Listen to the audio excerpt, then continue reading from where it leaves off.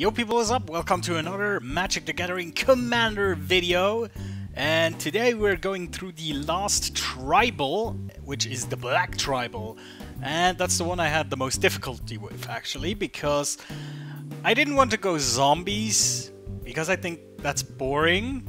Not that zombies are bad or anything, I mean they're fantastic, but I just wanted a bit more challenge, I guess. Vampires as well. Too boring, I didn't want to do that. So I probably chose the tribe that has the least synergy with itself for some reason. Because I'm stupid, but I just like them. It's demons. Black demons tribal. And as black demons go, they have huge converted mana costs, which is reflected very nicely here in these stats. You can see we have 11 plus 7 plus CMC cards, 10 cards with 6 or more with 6 converted mana cost, 8 cards with 5, 11 with 4, 11 with 3, and then 4 with 2, and 6 cards with 1 converted mana cost. And of course the rest is lands, obviously. So yeah, this is a deck which will have some starting difficulties, but it can do well, actually. I hope, at least. I haven't really played it against other players, so it's all theory crafting right now.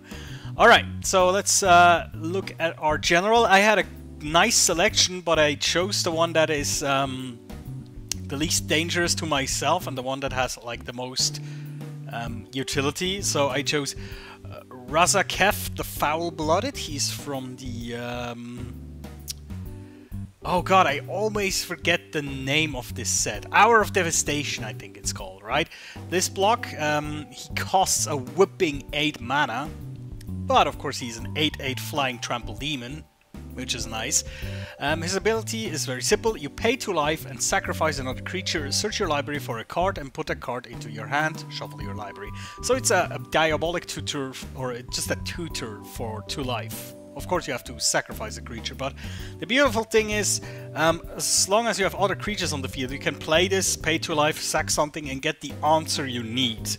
And that sometimes is very important in Commander, of course.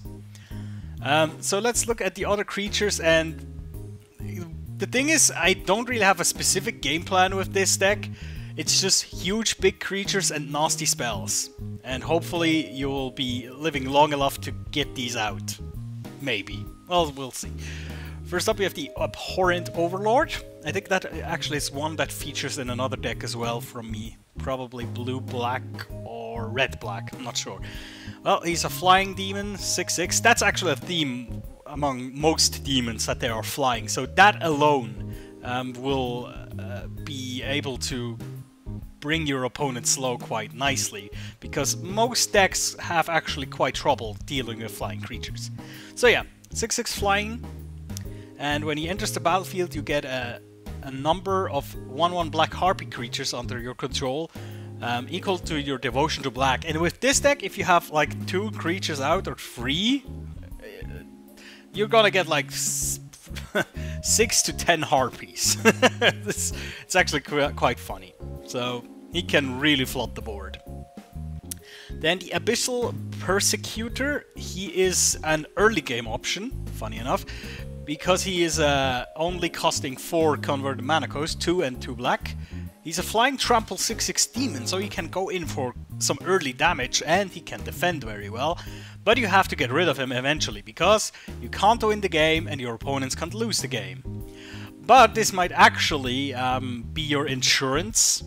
Because if somebody is really low, you can like ally yourself with them by playing this, and you're like, hey, you're gonna help me, right? You need to protect me as well, because if this dies, you're dying too. So you can make these like suicide death pacts with people, and I like that. I like politics in my in my Commander games, so that's totally up my alley. Then here another from the Hour of Devastation block, the Amit Eternal. Actually, the Hour of Devastation brought us some more cheaper demons, which I'm super glad for. So the Amit Eternal is a zombie crocodile demon, which is cool. I mean, that's just an awesome creature type. He has this special ability that has not been seen in any other key set, I believe. It's Afflict. and afflict 3, and this means whenever this creature becomes blocked, the defending player loses 3 life. That's kind of important sometimes, that it's not damage, it's losing life, but yeah. So he has the option to block it, lose 3 life, or not block it, lose 5 life. But there's also something else. Whenever an opponent casts a spell, put a -1/-1 counter on Amit Eternal. And when it deals combat damage to a player, you will remove all -1/-1 counters from it. So the thing is, if you play in a really huge round, like a 6-man commander, chances are this thing is dead before you reach your next turn. That's just how it is. In a 4-man, this can work. And then you can still attack with a 1/1, and if they don't block it, it gets to be a 5/5 again. If they block it, they're still gonna lose 3 damage from a creature that has 1 power, which is kind of interesting. So, yeah, weird little creature. I mainly put it in here because of the low mana curve. The Apocalypse Demon, that's late game insurance, basically. When everything has been wiped 5 times and everything is in the grave, then this guy comes to the field. It costs 6 mana in total, flying, and his power and toughness are equal to the number of cards in your graveyard. Important, it's all cards, not creatures, not spells, everything. So, played half of your deck, put that guy on the field, and it's like a 20/20 flying demon. Yeah, have fun with that. But there is a catch. As with most black cards and demons, that's why I like black as a color, because it has a ridiculous power at most of the time very ridiculous cost. And the hook here is that at the beginning of your upkeep, tap Apocalypse Demon unless you sacrifice another creature. So the thing is, you don't lose the demon, but it goes into sleep mode until you have another creature, and then you don't have to sack it. That's the beauty of it. You don't have to sack the creature and then it gets untapped and you can do stuff. You have the choice of doing that. So it's kind of nice. Next from Hour of Devastation, it's the Baleful Amit. It's a 4/3 demon with lifelink for 3 mana. Is there a catch? Yes, there is. When he enters the battlefield, you put a -1/-1 counter on target creature you control. Of course, in that set, there was a whole mechanic what to do with these -1/-1 counters. I mean, you can be kind of cheeky and put it on the Amit Eternal and then get rid of them. But that's like best case scenario. Probably won't happen. But it's a cheap demon. Even if you put it on himself, he's still a 3/2. It's early game options. The Desecration Demon, for 4 mana, you get a 6/6. Is there a catch? Duh, you should know the answer by now.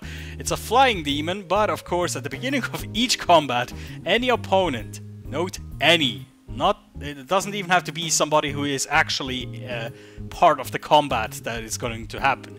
So at the beginning of each combat, any opponent may sacrifice a creature. If the player does, tap Desecration Demon, but you put a 1/1 counter on it. So they can prevent it for a while, but by doing so, it grows.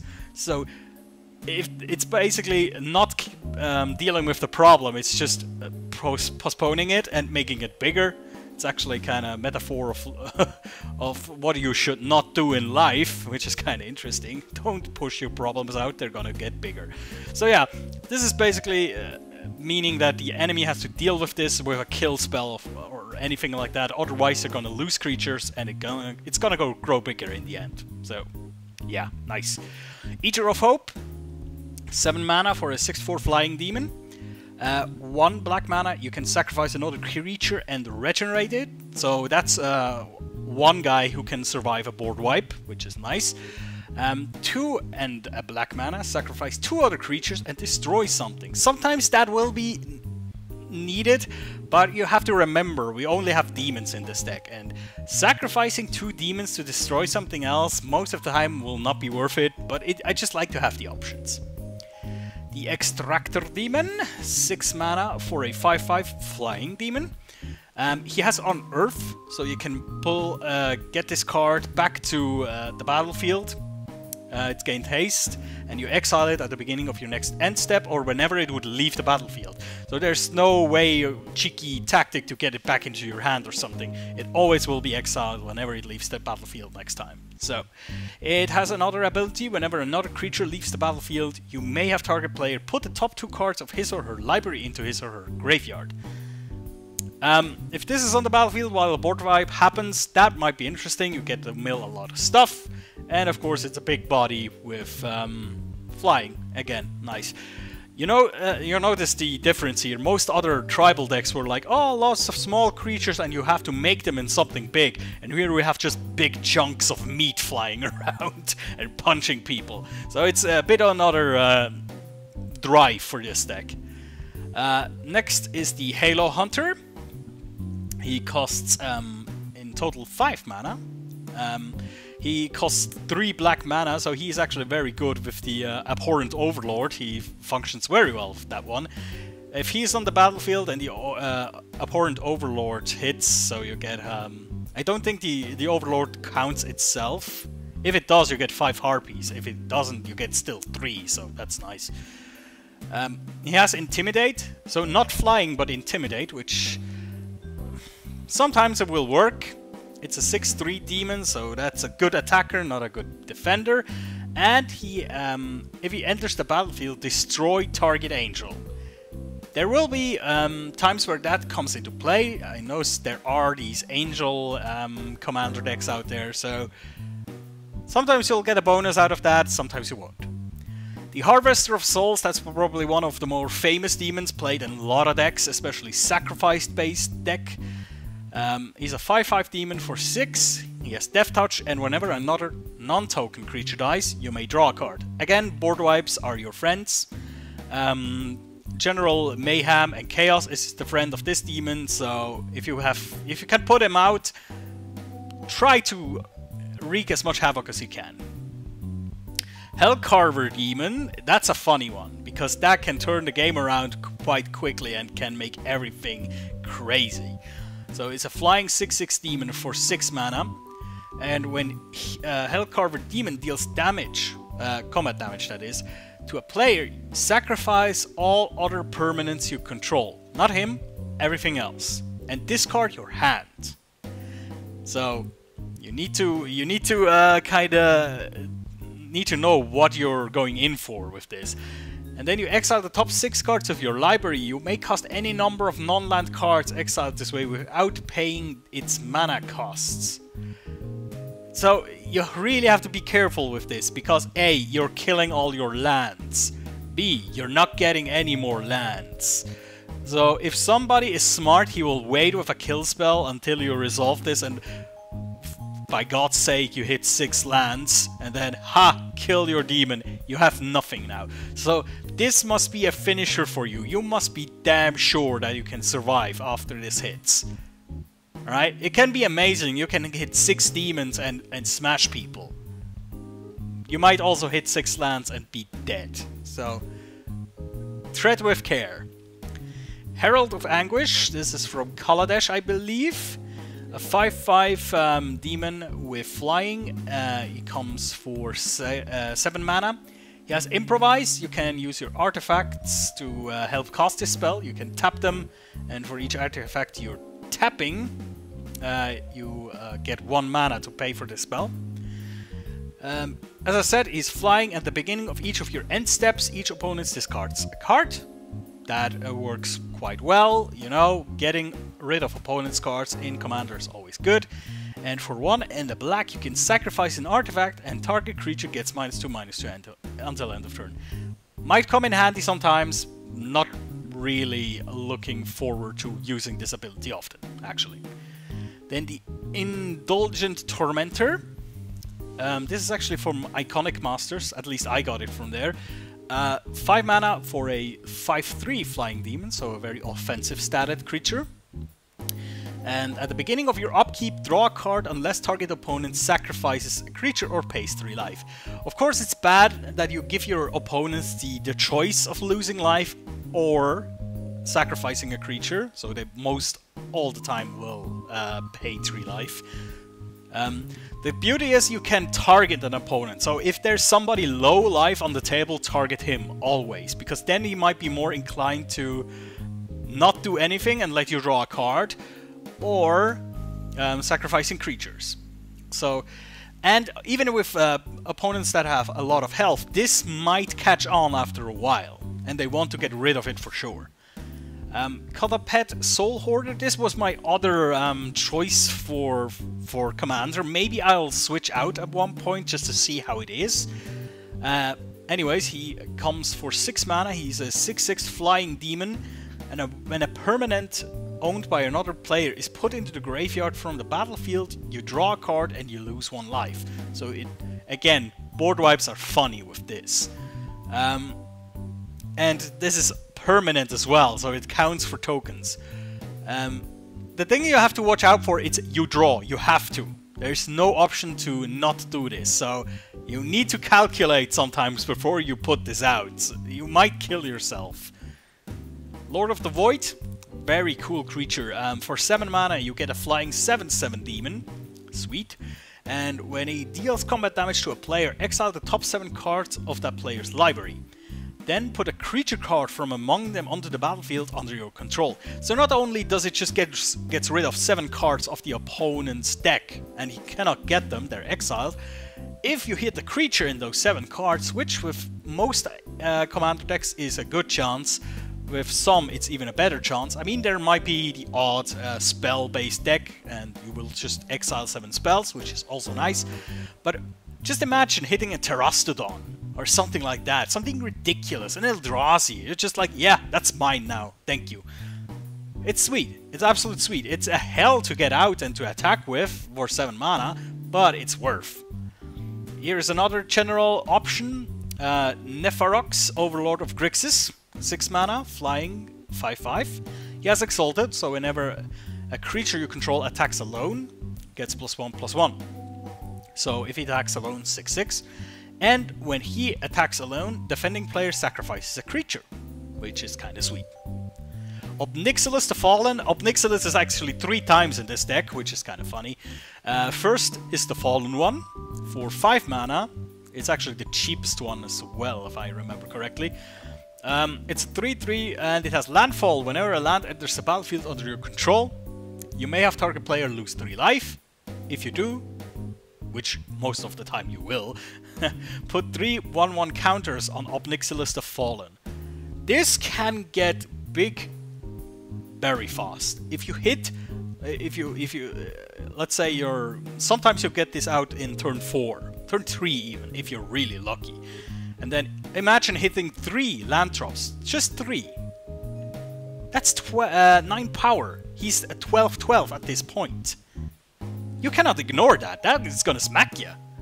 Quite hard, actually.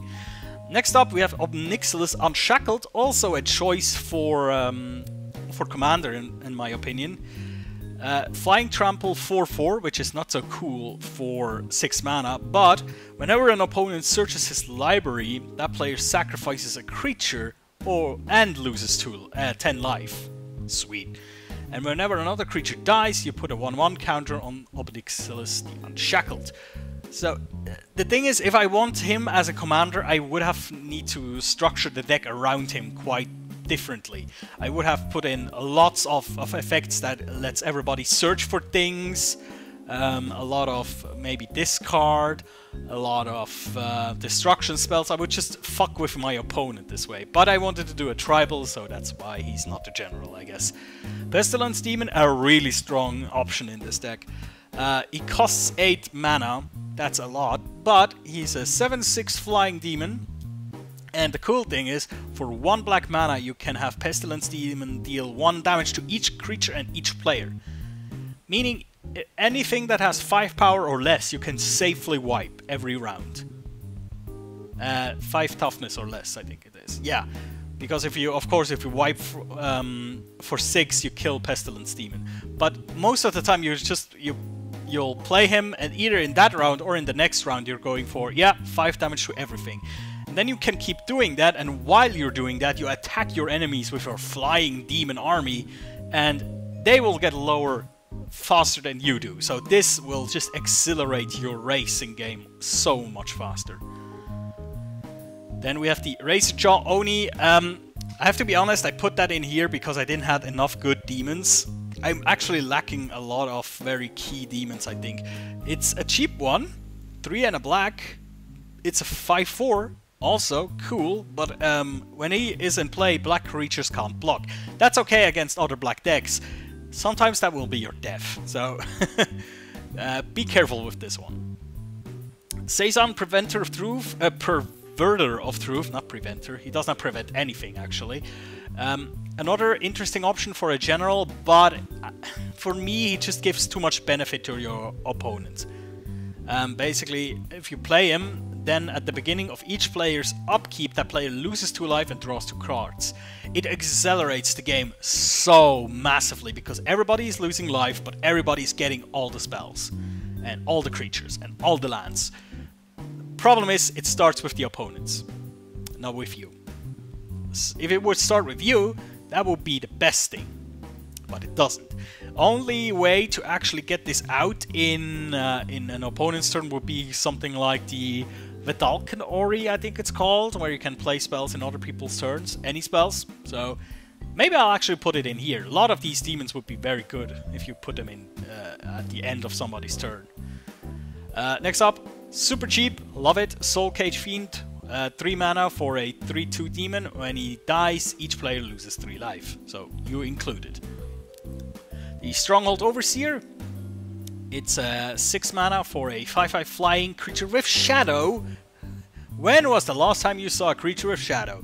Shadow is a very interesting ability, not just because my YouTube name is Shadow, but Shadow basically means this creature can block or be blocked only by creatures with Shadow. So it can only block other Shadow creatures and it can only be blocked by other Shadow creatures.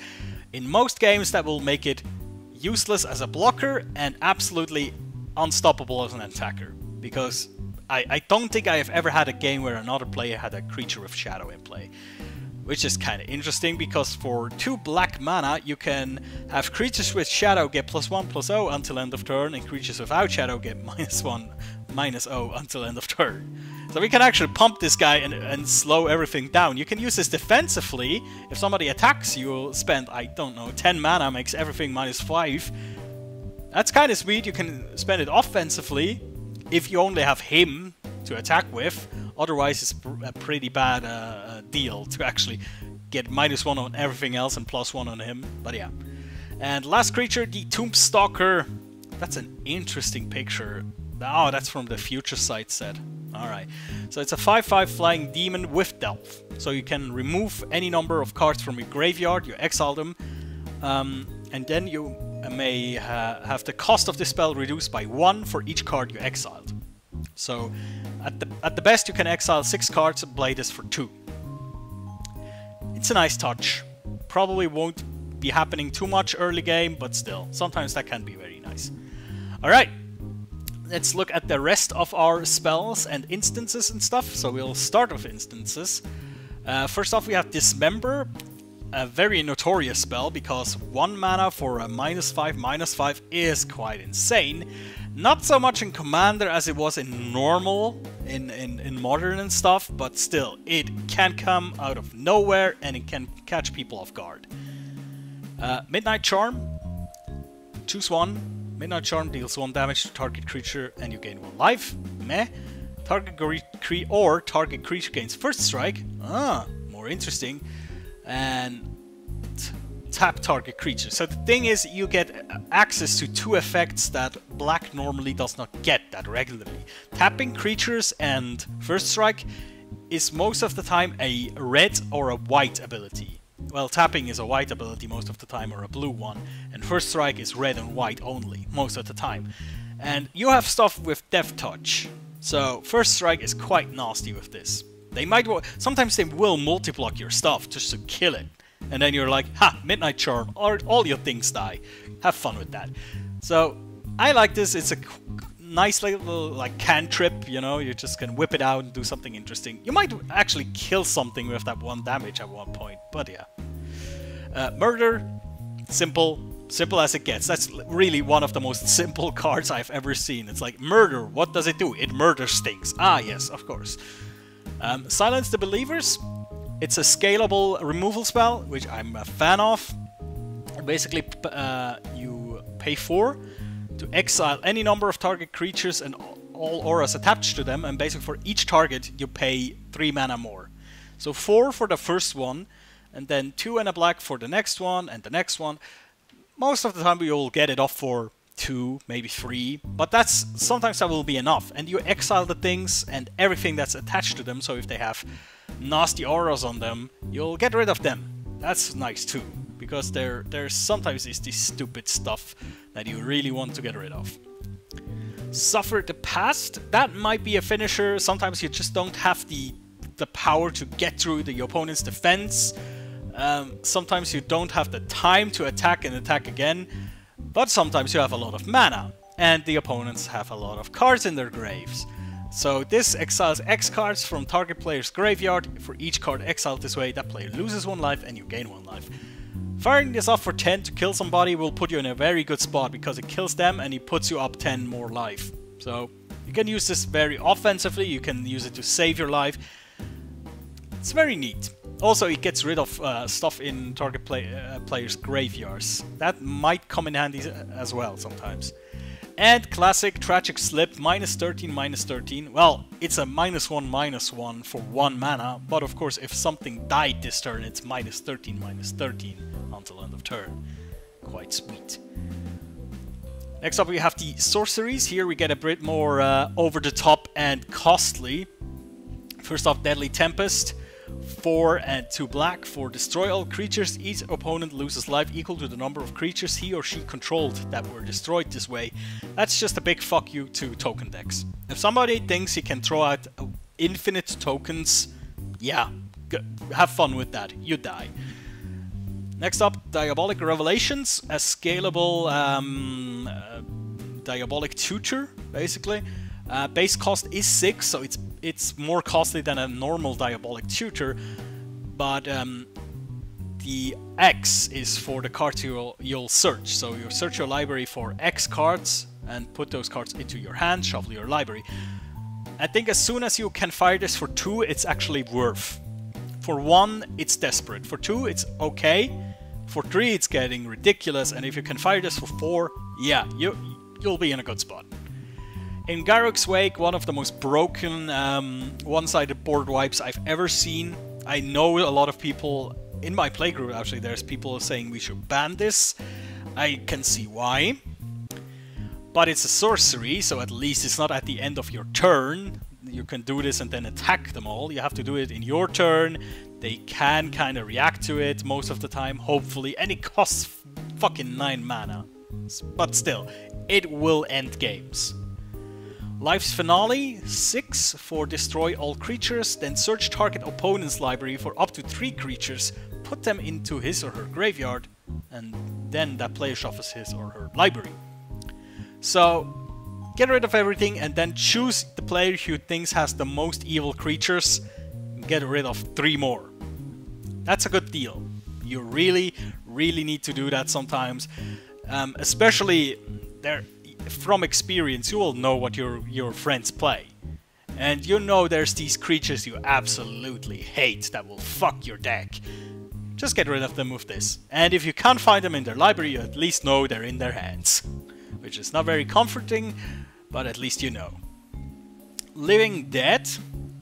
Super old card. For 5, this is so weirdly worded. The one I have is, I think, from one of the anthology boxes, which is a bit more nicely worded. Set aside all creature cards in all graveyards, so you exile them, basically. And then put each creature that is in play into its graveyard. So your graveyard goes out, everything in play goes into the grave, and then everything that got exiled from the grave beforehand goes into play under each guy's control. And the goal with this card, of course, is that you will have more interesting and cool creatures in your grave than the opponent will. Because people will want to kill your demons, because they're big, they're nasty, they're scary. And sometimes the opponent will just have some small creatures, some stupid creatures, and if you can play this with like 6-7 demons in your grave, that's nasty. You'll get a lot of good demons into your onto your battlefield, and they might just get some little stuff. You have to be careful, of course. Sometimes there will be these Voltron decks with these really nasty creatures, or somebody who put out 20 goblins for some reason in turn 5. And if you play that, you'll of course get all of these back as well, so be careful. Ruinous Path, 3 mana for a destroy target creature or planeswalker. It has Awaken 4, which you can pay, instead of 3 mana, you can pay 7. If you do that, you put 4 1/1 counters on a target land, it becomes an elemental creature. With haste, it's still a land. Just a nice spell. Oh yeah, the scalable aspect is nice, but most of the time you probably won't use it. Sadistic Sacrament, I put this in almost every black deck that I can, if I still have it. I think I ran out of my last copy of it. 3 black mana, you search target player's library for up to 3 cards and exile them. And if you kick it, you search your opponent's library for up to 15 cards and exile them. This is an anti-combo deck, this is an anti-anti deck. So if you know there's somebody who has a deck specifically targeting your deck, or who has such annoying combos, infinite combos, just, if you have this, that's the end of the infinite combo. Because you just search the key pieces, get them out. If you can kick it, you can search the key pieces of the combo and a lot of more stuff to just kick it out. You can actually rip some commander decks, you will be able to rip the soul out of the deck right there with this card. Sign in Blood, I just like Sign in Blood. It's 2 cards, losing 2 life for that, that's nice. Sometimes you'll need that, especially early on, you will need to have to accelerate your game. Toxic Deluge, is that how you say Deluge? Simple spell, 2 and a black, and for an additional cost you can pay X life, which in Commander life is a super cool resource, and this will make all creatures get -X until end of turn, so it's a board wipe, guaranteed. Most of the time you'll have enough life to board wipe. And it can come from out of nowhere, which is awesome. For 3 mana, just go everything -10/-10. It will hurt you, of course, but sometimes this is the only way to get rid of stuff, especially indestructible creatures. And then, ridiculous spell, but I like it. Worst of Fears, 8 mana for you control target player during that player's next turn. Exile Worst of Fears. This must be a game ender most of the time. For example, control player A's turn. With all his creatures, attack player B, kill him, and then your turn, you attack player A, whose creatures are all tapped at this point, and whose mana is obviously all tapped because you're a smart bastard. So, yeah, this should be your game ender if it comes to that, hopefully. And sometimes it's just funny to fuck somebody's turn up and just, you know, especially if somebody has a sack outlet. Yeah, so say goodbye to your creatures. Alright, so we have 10 artifacts. These are mostly structured around getting your deck going. So a lot of mana artifacts and stuff like that. First we have the Black Mana Battery. It has the ability to pay 2 mana, tap it, put a charge counter on it. And then you can also tap it and get a black mana in your mana pool. And then you may remove as many charge counters as you wish. For each charge counter you remove, Black Mana Battery will add a black mana to your mana pool. You can play this as an interrupt, as most mana artifacts do.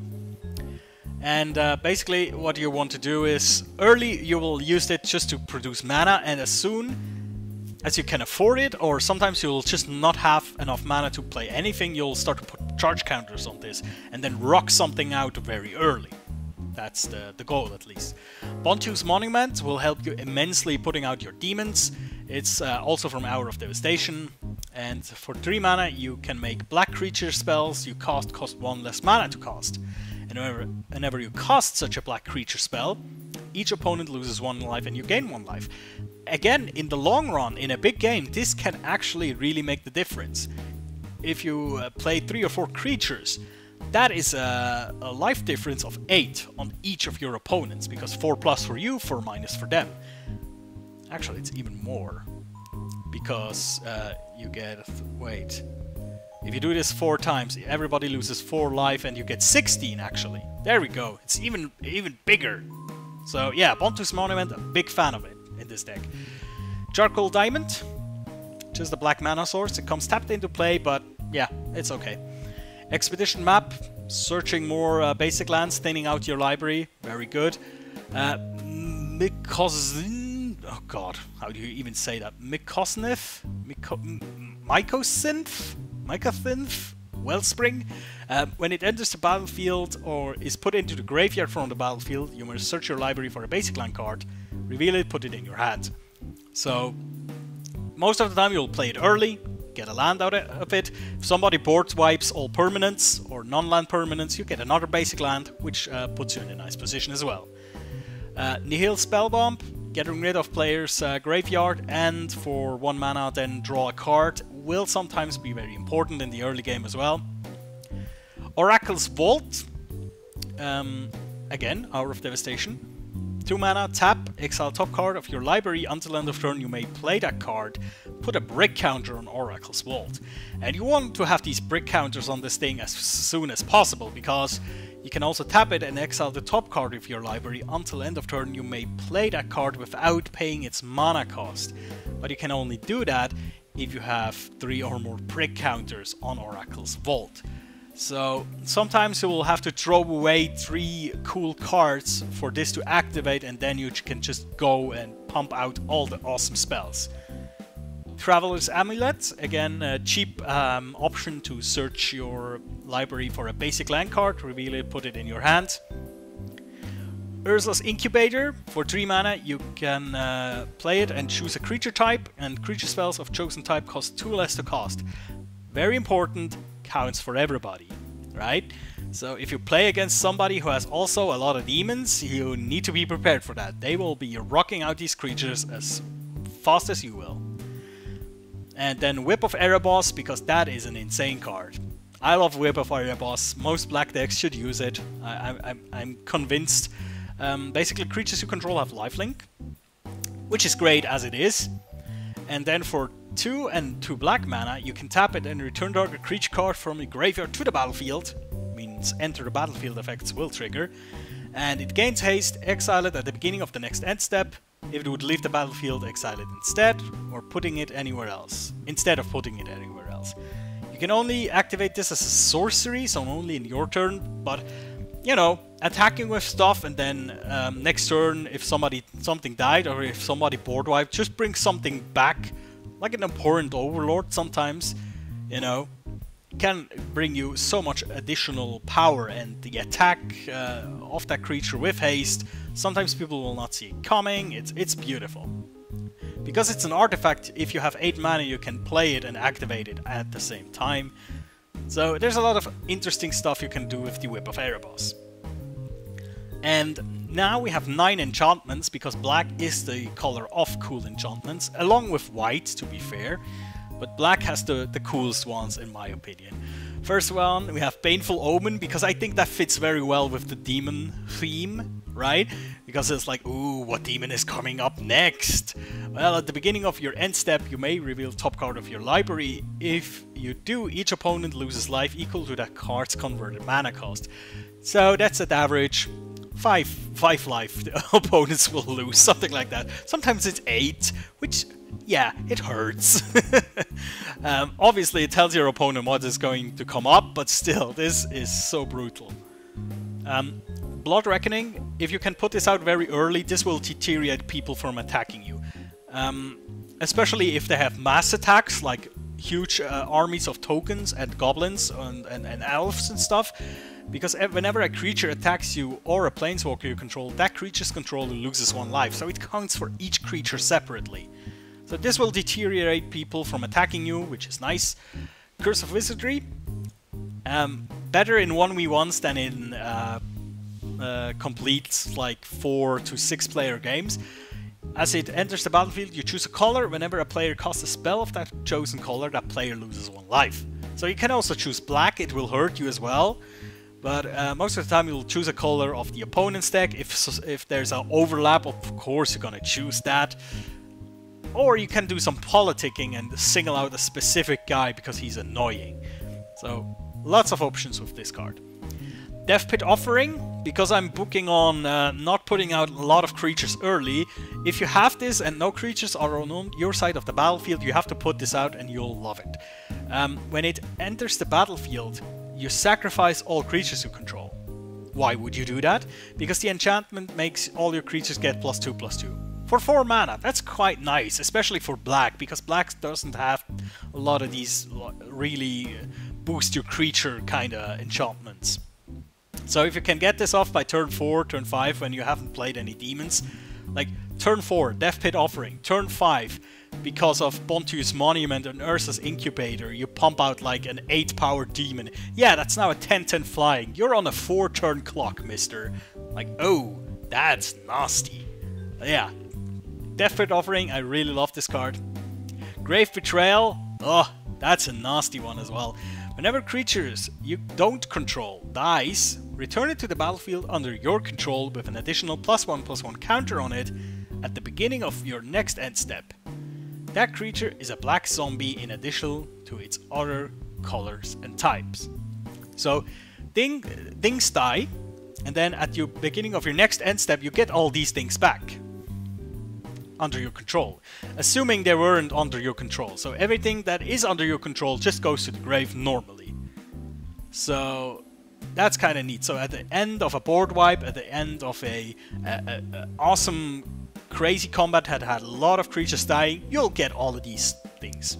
So this will sometimes prevent people from board wiping, especially if there's a lot of creatures other than yours.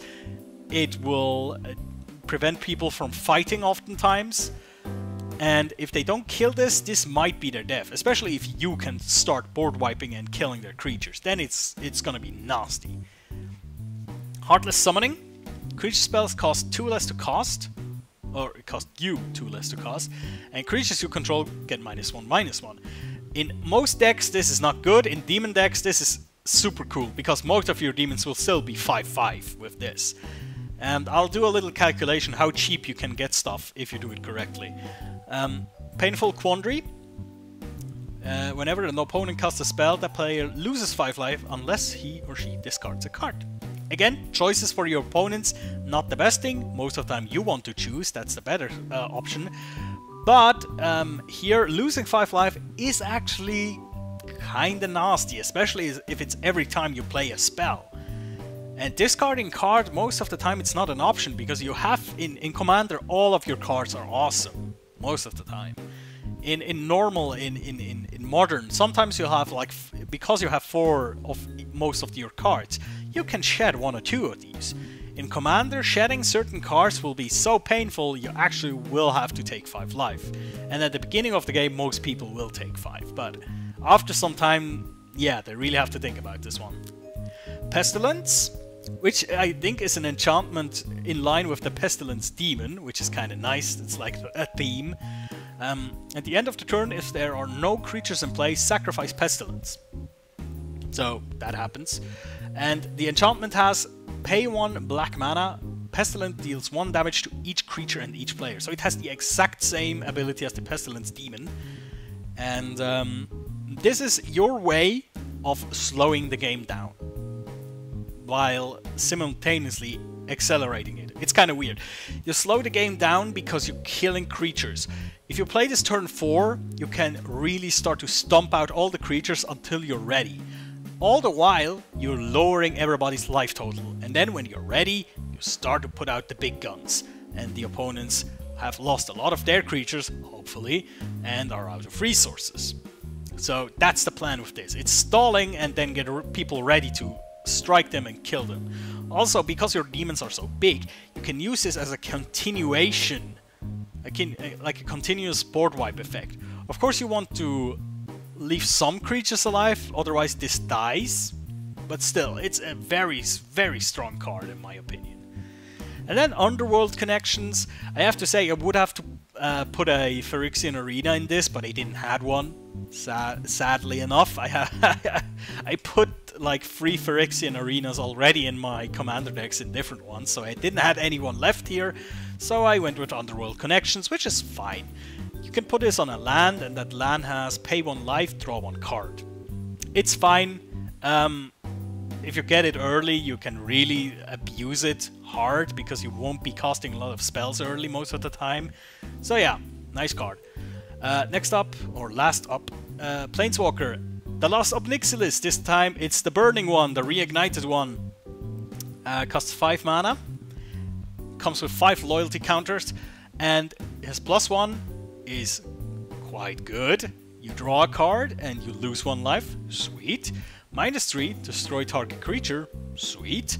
-8, if you should ever get there, target opponent gets an emblem with whenever a player draws a card, you lose 2 life. So you basically say you get fucked now, because emblems stay. If you as a player die, that emblem stays on that player. It's like a curse. It's a designated you're not gonna win this game emblem. If you can get it to 8, you can put it on the guy you hate the most, or the guy who's obviously winning right now, because every time somebody draws a card, and in Commander there is bound to be people who are like, yeah, I'm gonna draw 10 cards now. Yeah, that's fun. It's fun when it happens, but most of the time this will die very early on. You will destroy a lot of creatures with it. Of course you can protect it, you can draw cards up the wazoo, but yeah, it's a dream most of the time. Lands, 38 swamps, 1 Desert of the Glorified because of cycle. Cycle swamps are amazing. Because this is a very early project, there's not a lot of special lands in them. Mainly because I'm actually moving apartments in a month, and I'm packing up all my shit. And basically I already packed up all the special lands, and I didn't want to unpack all my crates again to look for them. So, yeah, didn't have too many special lands on hand. Desert of the Glorified, I just saw it lying around somewhere, so I put it in. Yeah, so that is the deck. Quite beefy.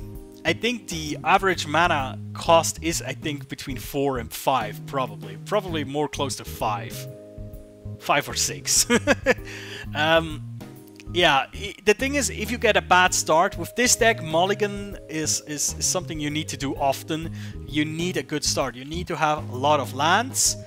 This is a deck I would, if I had like 6 lands and 1 spell, or 5 lands and 2 spells, I'd probably go with that. Because I know all my things cost so much mana. But of course the optimal thing is to have, I don't know, 3 mana, 1 big demon, 1 or 2 mana, I'm lost for words. Mana acceleration cards, either searching for mana, or a mana dork, or a mana stone. And then go from there, of course. If you have like 2 mana and nothing to accelerate your growth, you probably want to mulligan with this deck. Also, I wanted to show how cheap your demons can get. Optimal. So, let's see, what would be the optimal thing? You would have to have Urza's Incubator out, Bontu's Monument, and is there anything else? I mean, without Mana Battery and a Charcoal Diamond, of course. But with Urza's Incubator and Bontu's Monument. Oh yeah, and Heartless Summoning. That is 2, that is also 2, and that's 5 mana less for all your things to cost. Let's just go through a few things. Abhorrent Overlord, 2 mana. Apocalypse Demon, sadly also 2 mana because it doesn't reduce the black mana, of course. Eater of Hope, 2 mana. Extractor Demon, 2 mana. Lord of the Void, 3 mana. Ob Nixilis Unshackled, 3 mana. Pestilence Demon, 3 mana. That is perverse, actually. If you can get this out like turn 4, that is not nice. And of course, the General will also cost 3 mana. Yeah, if you can get this sequence out, this very nice sequence, you might be able to rock the game. I mean, seriously. of course, the optimal thing would be like land into an expedition map, into a second land, into another land, and then Urza's Incubator, and then Bontius Monument. I mean, by turn 5 you can... Turn 4, turn 5, if you're optimally equipped, you can put out demons with cost 8 or more, which is kind of insane. But of course, that's the dream, that's the optimal state. Most of the time you will have to play politics, hang back and hope everybody beats themselves up, and just build up your stuff like, oh yeah, here's a small demon, here's something, and then suddenly, yeah, here's the big guns, I'm gonna kill you all now. That's the hope with this deck. But of course I need to check if that's really going to happen. With all my decks, at least tribal decks, I need to test them against actual players. I have like drawn some test hands just to see how it feels. So yeah, this needs some testing, of course. What are the weaknesses of this deck? A lot of removal, because if you're paying 8 mana for a demon and it gets killed by a beast within, yeah, it's not feeling great. Also, it's just something I need to put in here as well, are some options of protection, like boots and a Whisper Skill Cloak and stuff. That's not in here right now.